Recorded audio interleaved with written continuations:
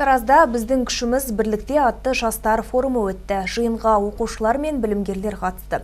2019 жылдың жастар жылы аталуына орай шара өскелең ұрпаққа отанға деген құрмет пен сүйіспеншілікті арттыру мақсатында ұйымдастырылған болатын.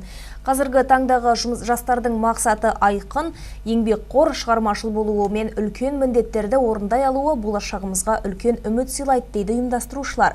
Сондай-ақ бағдарлама аясында әр ұлттың дәстүрлі биі ел назарына ұсынылып, әуезді әндер шырқалды.